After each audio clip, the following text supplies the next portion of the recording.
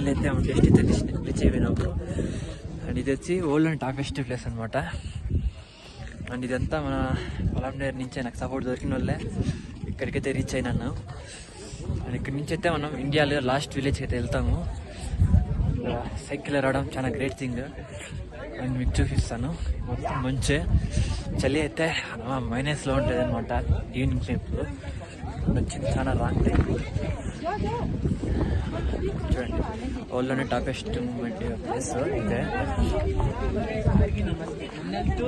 మనకి ఎటు చూసినా మంచి పర్వతాలే. కొంచెం చలి వేస్తుంది అనమాట. ఇవంతా పనికిరావు ఇక్కడ.